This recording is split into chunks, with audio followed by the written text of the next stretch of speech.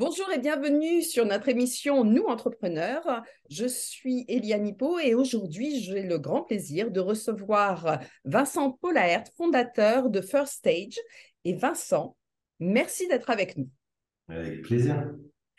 Alors, la première question, eh bien, ça va être qu'est-ce que fait First Stage? Est-ce que tu peux nous présenter ta société, s'il te plaît? Yes, alors nous, on est une agence audiovisuelle et de publicité qui maintenant, en fait, c'est dans les 12 ans. On est spécialisé dans tout ce qui va être création de contenu et accompagnement pour les entreprises. Donc, ça va être aussi bien du spot publicitaire pour passer à la télé que des vidéos interviews, des podcasts ou des films entreprises. D'accord. Et alors, tu t'es lancé dans l'entrepreneuriat tout jeune, si je ne m'abuse. 19 ans, tout à fait. Alors, comme cette série d'émissions est destinée à donner un petit peu d'inspiration, qu'est-ce qui t'a lancé dans l'entrepreneuriat? C'était quoi tu l'as toujours eu en toi? L'entrepreneuriat, Oui. oui, je pense que ça fait longtemps que ça coule dans les veines. Euh, la raison de First Stage, c'est assez simple. En fait, j'ai fait une école d'audiovisuel parce que je voulais faire de la publicité en producteur. Et en fait, l'école, c'était vraiment pas mon truc. On nous apprenait la pellicule, on nous apprenait le cinéma de fiction, les docus, tout sauf ce pourquoi j'y étais allé. Et l'école mettait à disposition des caméras pour les projets personnels et j'ai commencé à prendre des caméras de l'école et à les louer à l'extérieur. J'étais un peu border. Et puis après, commençait à manquer des élèves dans la classe parce que bah, du coup, je les facturais derrière la caméra. Et je me suis fait attraper par un des profs qui m'a dit, mais dis donc, qu'est-ce que tu fais? Donc je lui ai expliqué, il m'a dit, bah monte ta boîte. Et c'est comme ça que First Stage est né en 2019. Et aujourd'hui, bah, du coup, c'est plusieurs collaborateurs, c'est des profs dans le monde entier, c'est des films qui passent à la télé, c'est ouais, une aventure qui s'est fait au fur et à mesure. Alors, bien entendu, j'imagine que tout cela, on peut le retrouver sur ton site internet avec les liens qui vont bien de façon à pouvoir se rendre compte de tout ça. On peut tout retrouver sur le site internet de First Stage, sauf l'histoire des caméras de l'école. Ça là, on les garde entre nous. Et on mettra. Celle-là, ouais, c'est la petite croquette. Ouais, non. Merci en tous les cas pour ce partage et on mettra en dessous dans la description le lien, bien entendu, vers ton site internet. Aujourd'hui, tu dirais que ton métier est en révolution. Est-ce qu'il y a des choses qui changent? Comment est-ce que tu vois l'évolution de ton métier dans les prochaines années? Alors, déjà, il y a deux évolutions. Il y a une évolution qui est conjoncturelle. Ça fait une dizaine d'années que, avec l'arrivée des réseaux sociaux, on a quand même une espèce de deuxième bulle Internet, où on se retrouve avec des médias de publicité qui changent complètement les règles du jeu en communication. On avait avant des budgets télé qui explosaient, des émissions de télé qui étaient officielles. Aujourd'hui, et Action Coach est un très bon exemple, on a plein de formats hybrides et ces formats hybrides vont avoir plus d'impact puisqu'ils sont hyper spécialisés sur une cible et donc ça a beaucoup plus de retour sur investissement. Donc ça, c'est déjà une phase, un constat du secteur qui est bien actif depuis plusieurs années. Et en parallèle, le secteur de l'audiovisuel a tellement évolué avec les technologies qu'aujourd'hui, on prend un smartphone, on prend un petit boîtier photo, on peut déjà faire des choses de qualité. Et donc la différence qui va vraiment se marquer entre une agence et une autre ou une agence et un freelance, ça va être la capacité à accompagner, à avoir du recul sur l'expérience et du coup surtout à pouvoir trouver le sens de ce sur quoi il faut communiquer et comment les toucher la cible. Parce qu'effectivement, c'est un petit peu ce que tu me disais tout à l'heure, aujourd'hui n'importe qui peut prendre un iPhone et aller filmer dans une entreprise. C'est pas pour autant qu'ils vont récupérer des clients. Tout à fait. Il faut effectivement savoir le faire. Alors, comment ça se passe? D'abord, qui sont tes clients? Donc, est-ce que ce sont plutôt des PME? Est-ce que ce sont plutôt des grands groupes? Tu disais tout à l'heure que tu étais un petit peu aussi quand même beaucoup, en fait, un petit peu. Tu étais beaucoup à l'international. Comment est-ce que ça se passe? Alors déjà, nous, on a une règle, enfin, j'ai une règle qui transpire dans l'agence et qui vraiment anime les collaborateurs au jour le jour, c'est qu'il n'y a pas de typologie de client. C'est que tu viennes avec un budget de 1000 euros ou que tu viennes avec un budget de 200 000, tu seras traité de la même façon. Effectivement, on va travailler plus ensemble s'il y a 200 000 parce que ça correspond à un nombre de jours qui fait qu'on va finir par tomber amoureux à force de savoir au téléphone.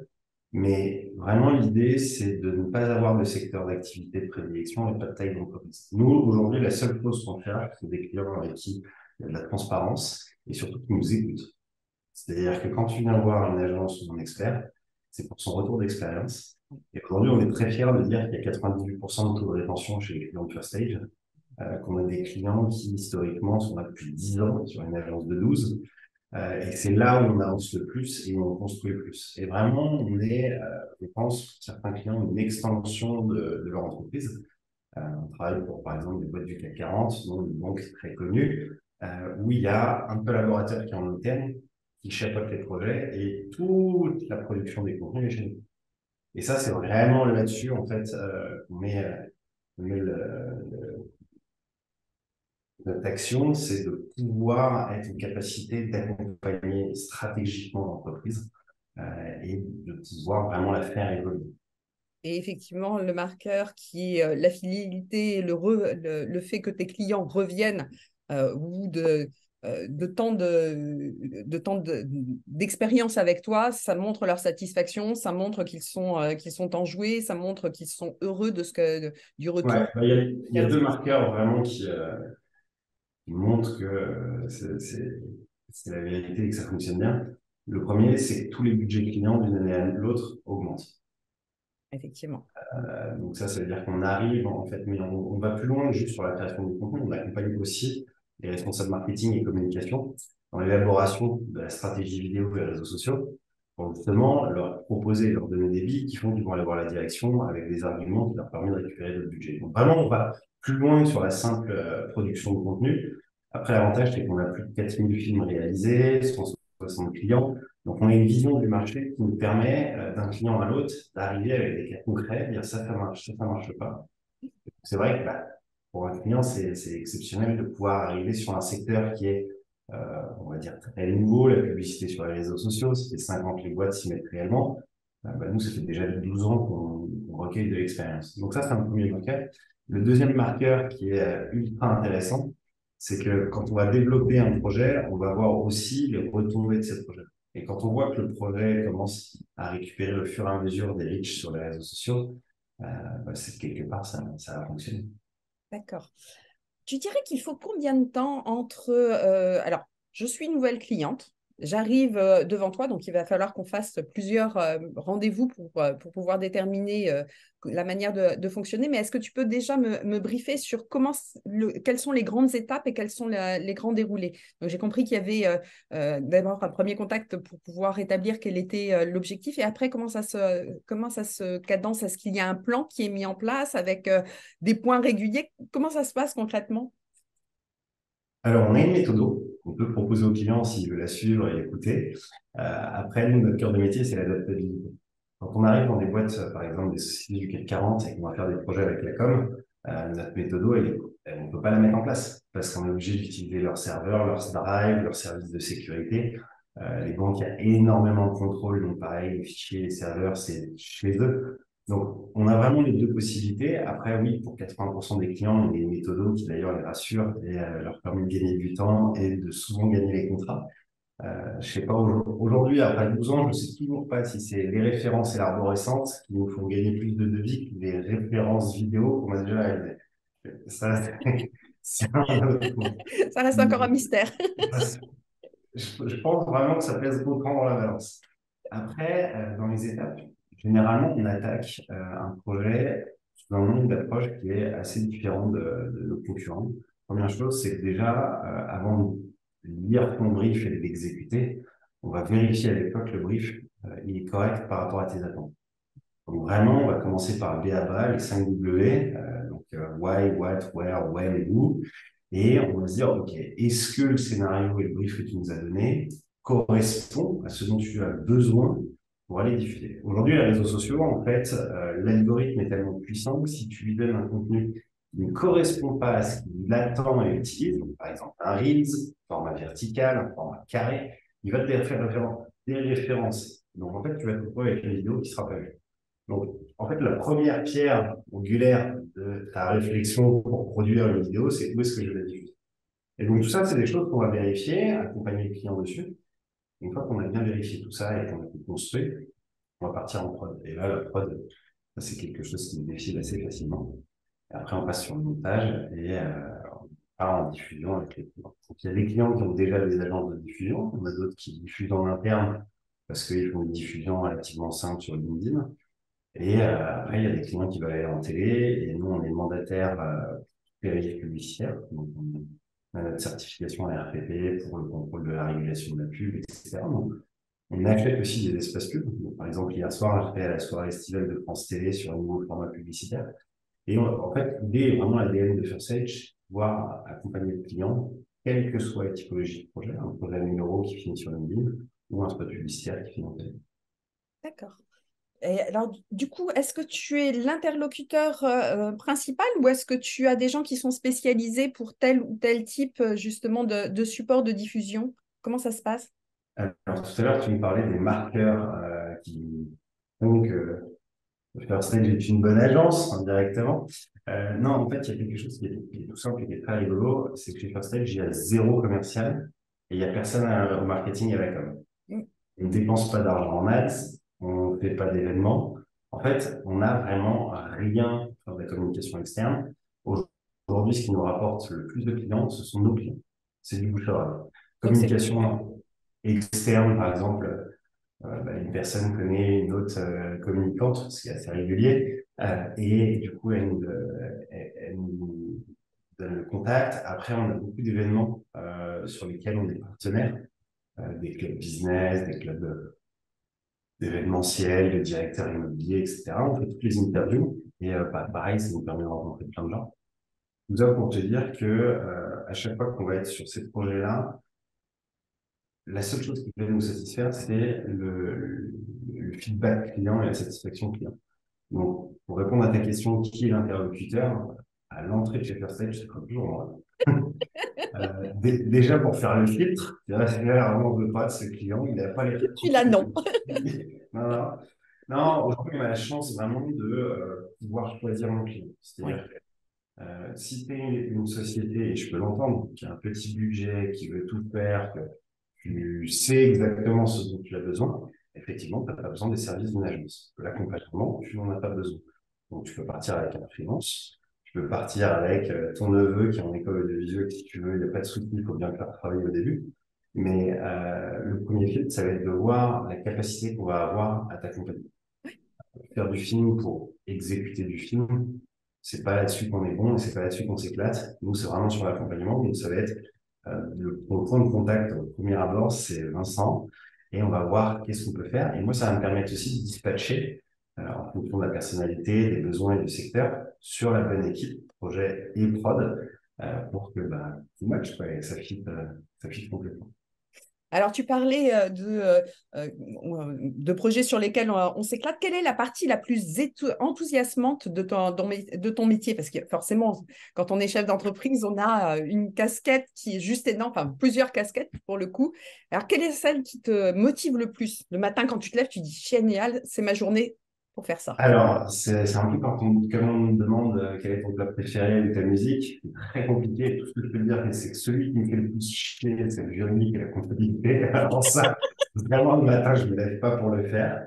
Mais en tout cas, il y a plusieurs choses. Après, vraiment, pour en revenir, et pas parler que de moi, et parler de l'équipe, parce que c'est vraiment l'équipe qui fait tourner la boîte aujourd'hui, ce qui est sûr et certain, c'est que ce qui va me plaire va pas plaire à quelqu'un d'autre dans l'équipe et ce qui va lui plaire ne va pas me plaire. Et c'est pour ça que la boîte elle fonctionne super bien et qu'on arrive à chaque fois à avoir des profils de clients qui matchent avec quelqu'un dans l'équipe puisqu'on est tous complémentaires.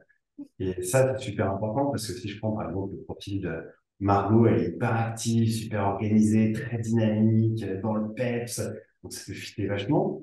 Et on va avoir par exemple Vincent, qui est le directeur de post-production, qui lui est très posé, très calme, extrêmement organisé, pas du tout artistique, mais il veut pas d'ailleurs. Ce qu'il veut, lui, c'est que ce soit bien rangé.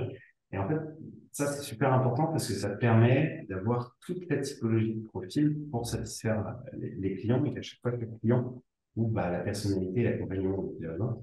Et moi, ce qui me motive, un, c'est de voir les loups tous les matins, d'arriver, la petite équipe qui est en train de faire les trucs, etc. Mes clients, je les adore. Enfin, franchement, je dirais que la chose qui m'a rendu le plus triste sur les 8 dernières années, c'est Covid. Devoir bosser à distance, plus faire un déj avec mon client, pas échanger. Mais ouais, non, il y a ça. Après, il y a les prods. Donc, je reste un gros amoureux des très grosses prods, des spots publicitaires. C'est quand même le cœur de métier au départ. Donc, là, par exemple, cette année, on a fait des prods aux États-Unis pour un groupe qui s'appelle Aller Hermès. Je pense que tu le connais. Ouais, un peu. Là, on part en Thaïlande et au Portugal pour faire des spots publicitaires sur du savoir-faire pour une maison de luxe. Enfin, donc ça, c'est des points qui sont géniaux parce que, un, tu voyages, deux, tu es avec une nouvelle équipe, on va partir à 10, t'es avec ton staff, tu filmes des choses qui sont magnifiques. Visuellement, tu vois les images régales. Et en plus, c'est des prods où c'est un tel niveau de compétence et d'expertise que les clients euh, n'est pas derrière toi en mode c'est ça qu'il faut. Il est vraiment dans un climat de confiance. Et en fait, quand tu vois qu'il met la tête au-dessus de l'épaule pour regarder l'écran et qu'il il est ébahi par la beauté du plan, tu te dis, bon, ouais, je crois que déjà, on a commencé à marquer des points. Les frissons sont arrivés, c'est bon. Voilà. En Ah fait, non, c'est pas dans le mur. En fait, quand tu me parles de ton métier, on voit les yeux qui pétillent. Et quand tu me parles de ton équipe, on voit aussi les yeux qui pétillent. Euh, Est-ce que tu dirais que tu as constitué ton équipe en fonction de leur personnalité, en fonction de leurs compétences, un mix des deux? Comment est-ce que tu procèdes quand tu as besoin de quelqu'un pour renforcer ton équipe? Alors, c'est très rigolo ce que tu me poses comme question parce qu'ils n'ont pas toujours brillé les yeux. Et souvent, avant ou après briller, tu as pleuré ou rigolé. Et en fait, Keeper Stage, moi au départ, je l'ai monté, je m'occupais de filmer. Et j'étais avec mon ex-compagne qui montait les vidéos. Et en fait, on était ni plus ni moins qu'un duo artisanal, quoi. Et au fur et à mesure, on a eu plus de clients, il a fallu qu'on s'agrandisse. Donc d'abord, on s'est retrouvé de freelance. Et en 2017-2018, j'ai recruté une équipe et j'ai fait, je pense, toutes les conneries de l'entrepreneuriat que tu peux faire. Un, j'ai recruté tout le monde en même temps en donnant un mois de délai, donc à rencontrer assez de candidats.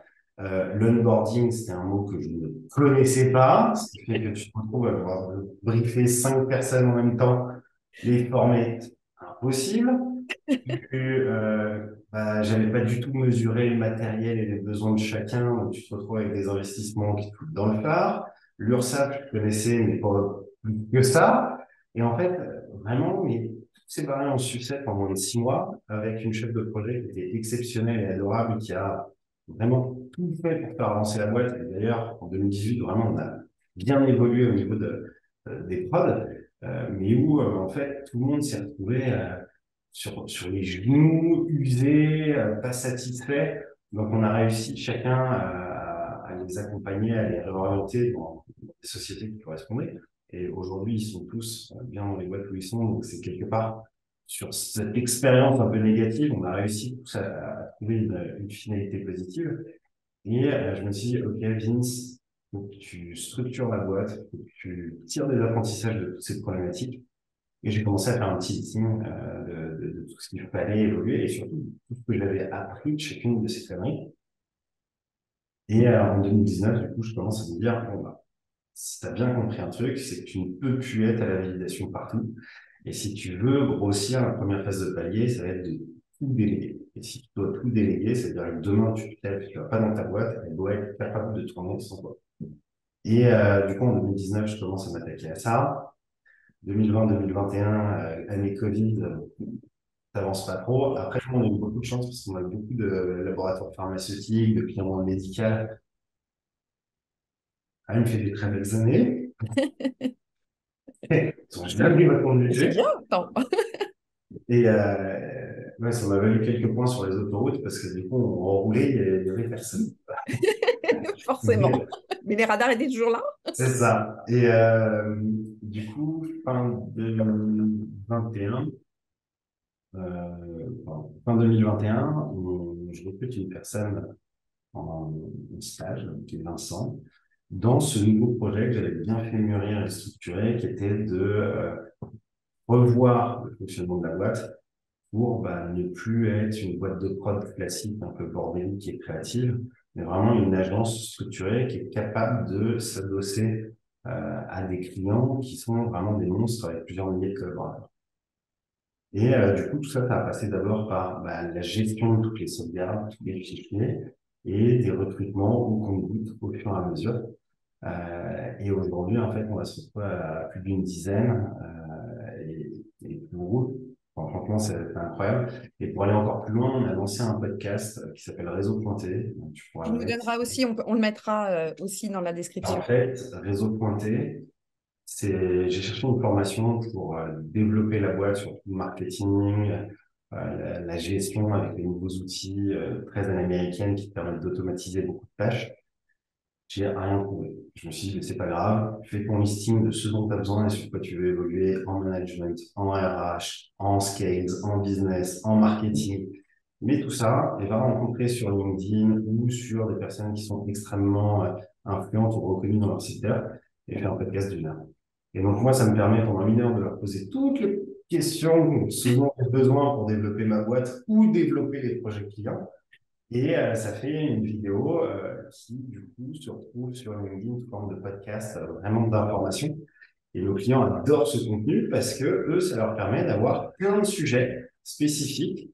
Et vraiment, t'es pas dans un vanity metrics à dire, ouais, moi, je suis start-upper, j'ai monté une boîte à 30 millions, on s'en fout complètement. Ça va être des sujets comme qu'est-ce que c'est que le AIDA, comment est-ce que tu construis un storytelling sur LinkedIn, comment est-ce que tu fais une levée de fonds, qu'est-ce que c'est qu'un investissement marketing en ads et quel budget il faut mettre mensuel. Donc, vraiment, c'est des questions très précises Très précise. qui s'adressent à tous les communicants, marketing, communication ou les gérants d'entreprise. J'irais même, je serais même plus large que ce que tu annonces. Je serais même enclin à dire que pour tous les chefs d'entreprise, avoir ce type d'information et pouvoir se l'approprier, c'est important. Ouais, Ça me c'est semble vrai. être Et plus. je suis la référence 2023 de l'information. Alors, Non, mais la table de plaisanterie, c'est vraiment, c'est des sujets en fait sur lesquels on trouve aucune info parce que c'est tellement niché, personne ne prend le temps de le faire. Après, nous, l'avantage, c'est que bah, je commence à avoir un très beau réseau en 12 ans. Donc, c'est des personnes que j'arrive assez facilement à avoir et qui acceptent de partager leur expertise. Et en parallèle de ça, comme notre cœur de métier, c'est la production audiovisuelle, ça ne nous coûte rien de produire les contenus. Donc, je pense qu'on était les mieux placés pour pouvoir pouvoir le faire. offrir ce type de format. D'accord. Donc, du coup, voilà, c'est ça. Avant les yeux qui brillent, il y a Oui, eu, il y a eu des marques. Mais aujourd'hui, on sait pourquoi et ça se passe super bien.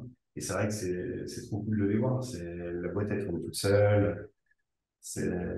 alors, tu sais que on a une définition d'une entreprise. Pour nous, une entreprise, c'est une entité qui est commerciale, rentable, qui fonctionne sans son chef d'entreprise. Donc, on est pile en phase avec ce que tu décris parce que sinon, effectivement, la valeur de l'entreprise, ben, c'est juste la présence du chef d'entreprise qui lui donne cette valeur, ce qui fait que intrinsèquement, en cas de revente ou en cas de problème ou de désir du chef d'entreprise de prendre un petit peu de distance, ben, il se retrouve coincé. Donc, on est vraiment pile en phase avec ce que tu dis.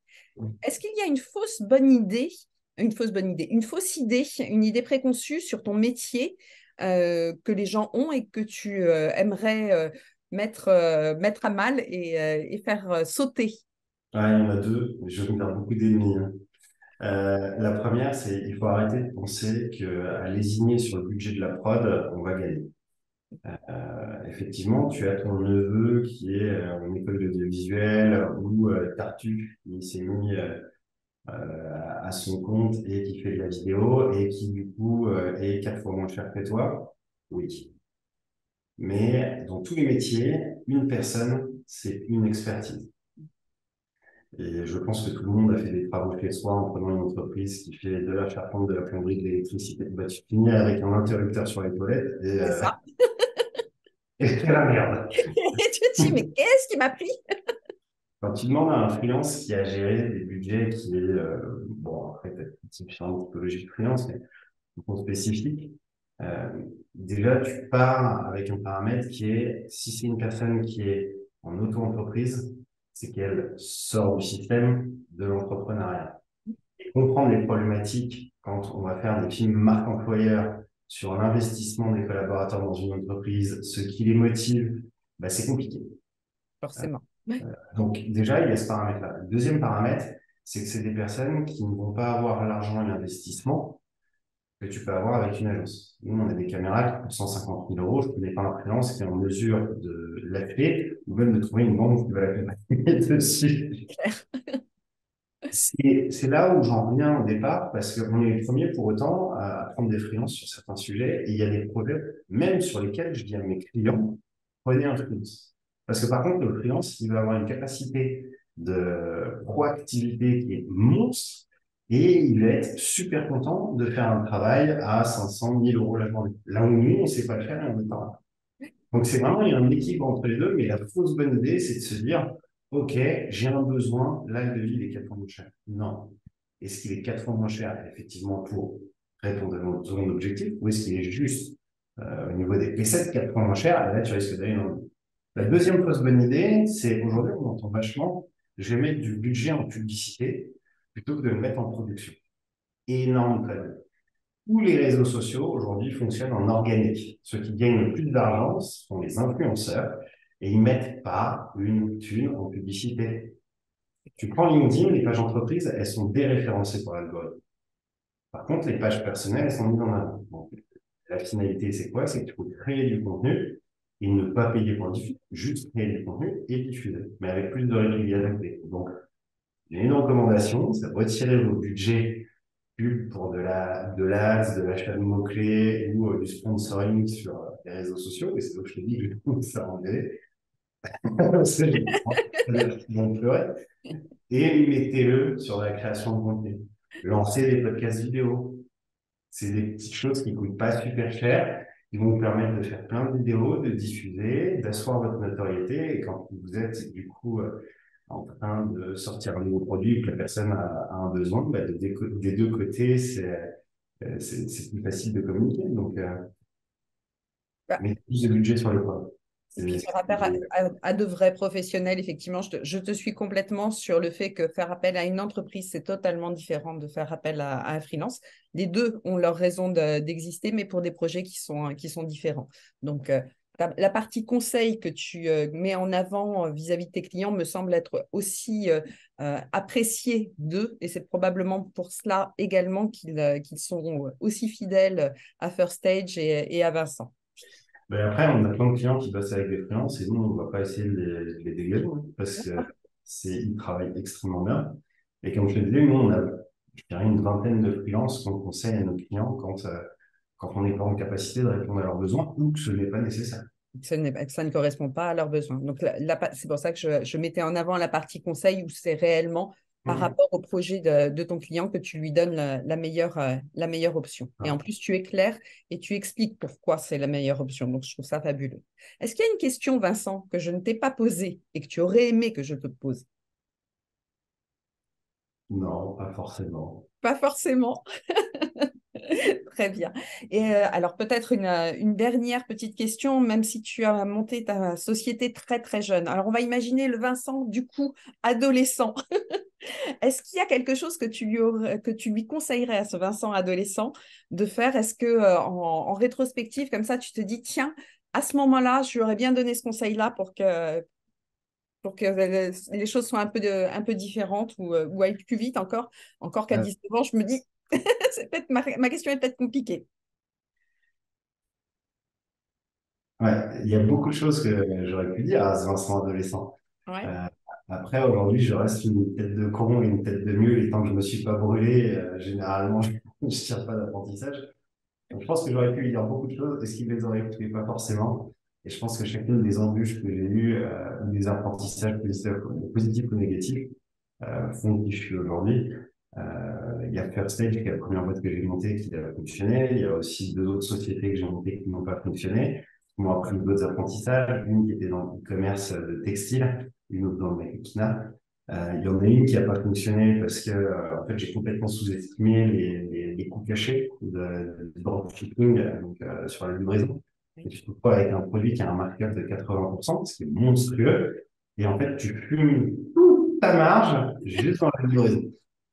Donc, tu te rends compte qu'en fait, il y a des business models qui peuvent pas du tout se lancer comme j'ai lancé First Stage, à savoir au fur et à mesure en de financement. Là, cette boîte-là, pour le coup, il fallait une mise de 200 ou 500 000 euros pour automatiser le truc et que derrière, ça s'autofinance au bout d'un an. Donc, ça, super apprentissage. Il y en a une autre, c'était un apprentissage sur l'aspect complètement chronophage. C'est-à-dire que tu peux être multi-entrepreneur. Je vois pas mal de multi-entrepreneurs. Mais il faut, si tu veux être multi-entrepreneur, que une de tes boîtes, un, soit tes reins solides, et deux, qu'elle fonctionne toute seule pour que tu t'investisses sur le deuxième projet. Donc, le deuxième projet, c'était une agence de mannequinat avec beaucoup de phases qui étaient automatisées, ainsi de suite. Et en fait, elle fonctionnait très bien. Dans le premier mois, on avait récupéré, on avait des mannequins qui partaient sur des défilés pour la Fashion Week de Paris, on avait des shoots pour Dior et le Boutin. Enfin, vraiment, le truc, tu vois, cartonne et se lance super vite. Sauf que c'est devenu ultra chronophage sur la partie RH et juridique parce que, en fait, ça te demande des coûts monstrueux. Et là, encore une fois, tu te retrouves avec énormément de risques donnés en face, du temps qui est consommé, et il y avait un potentiel. Moi, j'avais plus le temps dessus. Donc, tous ces apprentissages-là, j'aurais pu les donner à Vincent qui est ado. Il Je n'aurait pense pas forcément écouté, donc. qu'il n'aurait pas forcément écouté, et en plus, je pense qu'il n'aurait pas eu la maturité et l'expérience de comprendre pourquoi ça n'a pas fonctionné. Oui, Donc, je pense qu'il faut toujours donner des conseils, mais il faut donner les conseils quand on fait demande. Ça, c'est une chose absolument. que j'ai vraiment remarqué. Oui, oui, tout à fait. Et il y a effectivement des phases sur lesquelles il faut se brûler les ailes pour pouvoir réellement apprendre la leçon et l'apprendre Ouais, et intrinsèquement et puis pouvoir la c'est ce mettre que en j'ai pratique. remarqué aussi avec mes équipes. C'est quand tu vas voir quelqu'un et que tu lui dis c'est pas comme ça qu'il faut le faire, c'est comme ça. Bah, même si tu le sais et que tu as 15 000 preuves du fait que c'est la vérité, tu peux pas. T'es obligé, malheureusement, il y a une petite part de tu dois les laisser se brûler les doigts, t'assurer qu'il va pas se brûler la main. Et au moment où tu fais un point avec ton équipe sur le projet et que tu sens qu'il y a un petit point de blocage, c'est lui proposer des solutions sans lui donner la solution. Oui, ce qui lui permet à lui aussi d'apprendre. Et effectivement, dans les 6 règles d'une équipe gagnante, chez nous, il y a le droit à l'erreur, ce qui permet aux gens de libérer leur expression, d'apprendre ce qu'il en est. Et effectivement, le rôle du chef d'entreprise, c'est de veiller à ce que son équipe ne se brûle pas complètement les ailes et puisse le rattraper. Même s'il a vu l'obstacle arriver, il fallait passer par cet apprentissage. C'est ça. Merci beaucoup, Vincent. Merci de ce Grand temps, plaisir. merci de cet enthousiasme, merci de ce partage. Je te Avec souhaite plaisir. une excellente journée et puis nous allons mettre dans le descriptif donc les différents liens vers ton podcast, ton site internet, celui de First Stage et peut-être ton profil également. Avec grand plaisir. Merci beaucoup. Très bonne journée. Merci beaucoup. Au revoir. Très bonne journée. Au revoir.